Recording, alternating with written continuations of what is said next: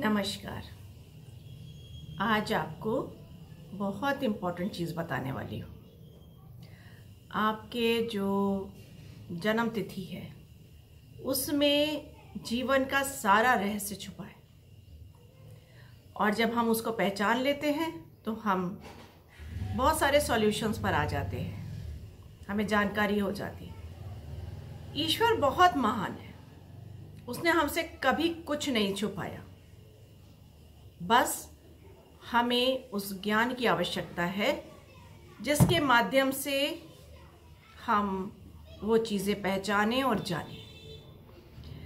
तो पूरी तिथि हमारी, जिसमें मतलब जन्म की तारीख है, तिथि है, महीना है और वो साल, ये तीनों चीज़ें बहुत ही महत्व रखती हैं, और इन तीनों चीज़ों का एक अलग अलग रोल है। जैसे कि तारीख, जन्म की जो तिथि होती है, जो डेट है, वो व्यक्ति के चरित्र को, कैरेक्टरिस्टिक्स को, स्वभाव को, उसके लुक्स को, उसकी सेहत के बारे में बताती है। वो आंतरिक रूप से कैसा होगा, बाह्य वो व्यक्तित्व कैसा होगा, वो बताती है। उसका स्वभाव कैसा होगा ये भी बताती है।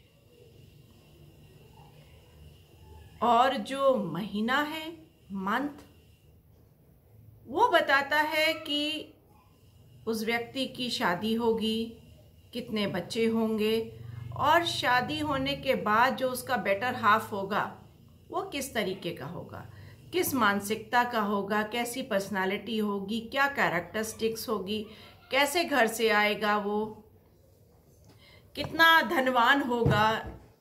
ये सब की जानकारी मंथ में छुपी है। और जो साल है ना, साल दर साल हम कहते हैं, तो जैसे हमारा जीवन चलता है तो अनेक घटनाएं भी होती हैं, वो अच्छी भी होती है, वो बुरी भी होती है। तो जो घटनाक्रम है वो हमारे वर्ष से पता लगता है।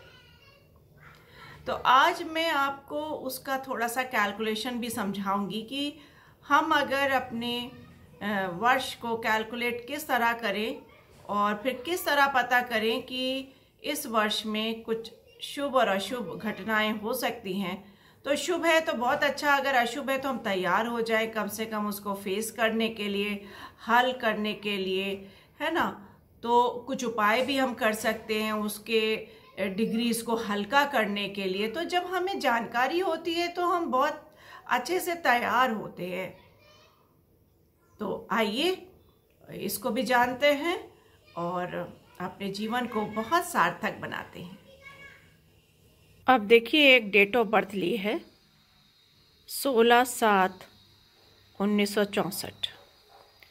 तो अब ये जो साल है 1964, इसको आपको ऐड करना है और एकल नंबर में लाना है। जैसे यहाँ पे आ गया 20 और उसका 2। अब इस 2 को 1964 में ऐड कर देना है। तो ये आ गया दूसरा एक साल 1966, इसको भी ऐड किया।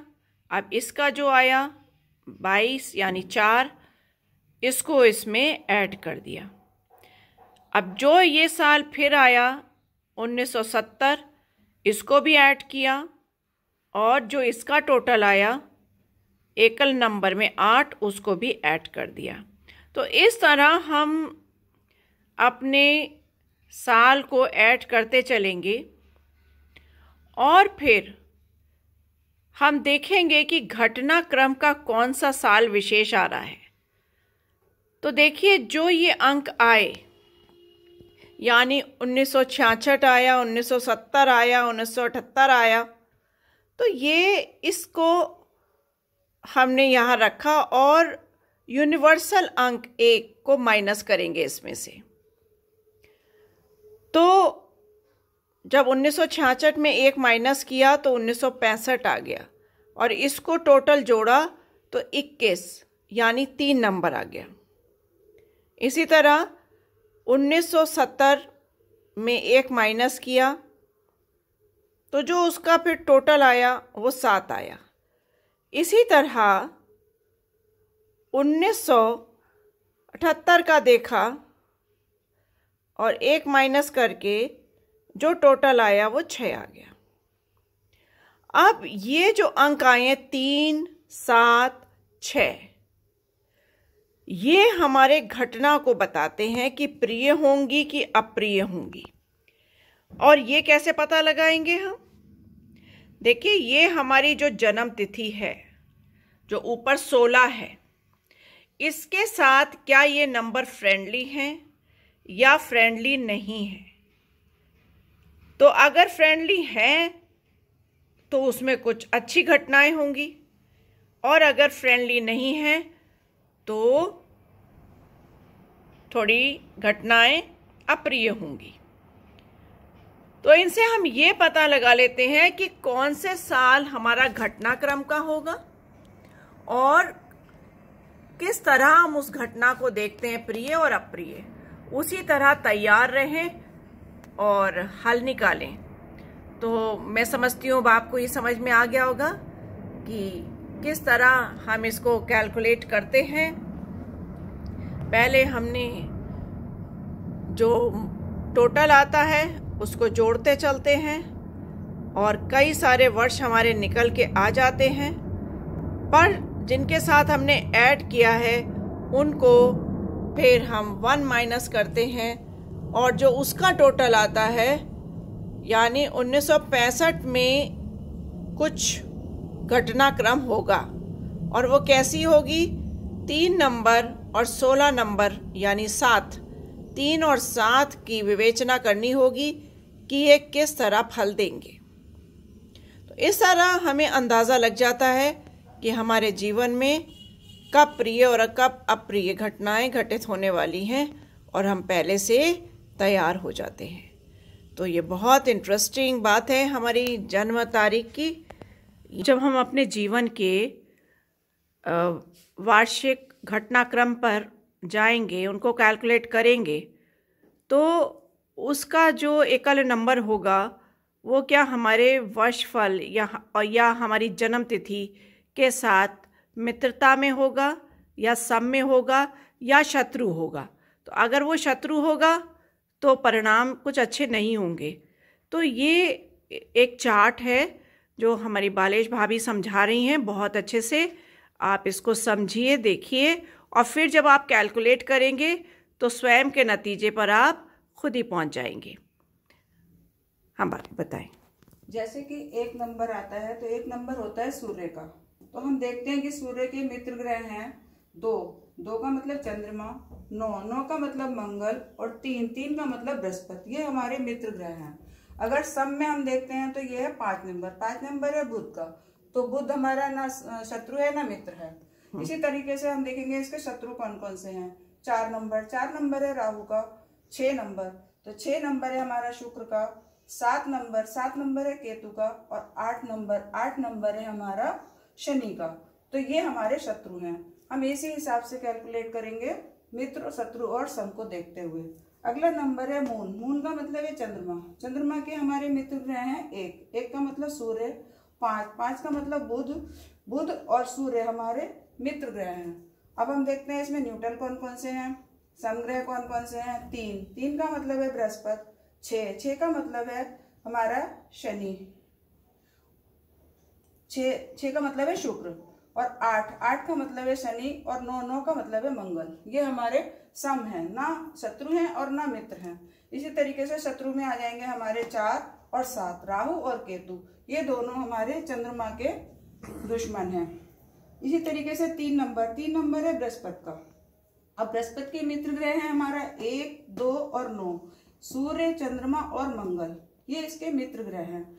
और सब में आ जाते हैं 4, 8 और 7। ये है राहु, शनि और 7 का मतलब है केतु। ठीक है, तो ये हमारे सम में है, ना शत्रु है ना मित्र है। इसी तरीके से शत्रु में आ जाता है 5 और 6, बुध और शुक्र, ये है शत्रु। अब आ जाइए राहु। राहु का नंबर है 4, तो 4 के हम देखेंगे 8 और 6, ये दोनों मित्र हैं। 8 और 6 शनि और शुक्र, ये इसके मित्र हैं। और 3 और 5 ये हैं, 3 और 5, 3 का मतलब है बृहस्पति और बुध, ये इसके सामने है, ना शत्रु है ना मित्र हैं। 1, 2, 9 और 7 सूर्य, चंद्रमा, मंगल और केतु, ये इसके शत्रु हैं। इसी तरीके से आ जाइए नंबर 5। 5 नंबर यानी कि बुध, बुध का है मित्र में आ जाएंगे आपका 1 और 6, यानी सूर्य और शुक्र, ये दोनों इसके मित्र हैं। 4, 7, 8, 9 और 3 ये इसके ना मित्र हैं ना शत्रु हैं। तो इसमें हमारा ये आ जाएगा 4 नंबर है राहु का, 7 नंबर है केतु का, 8 नंबर है शनि का, 9 नंबर है मंगल का और 3 नंबर है बृहस्पति का। अब शत्रु में कौन आता है? शत्रु में है 2 नंबर, 2 नंबर है चंद्रमा का, तो ये इनके शत्रु हैं। इसको 6 नंबर यानी शुक्र, 5, 4, 7 और 8 ये हमारे मित्र ग्रह हैं। बुध, राहु, केतु और शनि, और 3 और 9 नंबर हैं, ये इसके सामने है, ना मित्र है ना शत्रु हैं, यानी कि बृहस्पति और मंगल। और अगले हैं 1 और 2 यानी सूर्य और चंद्रमा, ये शत्रु ग्रह में आते हैं। अब अगला है हमारा 7 नंबर। 7 नंबर है केतु का, 9 और 6 यानी मंगल और शुक्र, ये हमारे मित्र ग्रह हैं। 5 और 3 बुध और बृहस्पति, ये ना शत्रु है ना मित्र हैं।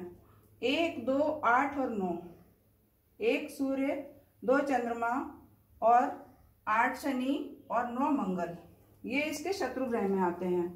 अब हमारा हो गया 8 नंबर। 8 नंबर यानी शनि, 5, 4 और 6, 5 बुध का है, राहु और 6 शुक्र का, तो ये इसके मित्र ग्रह हैं।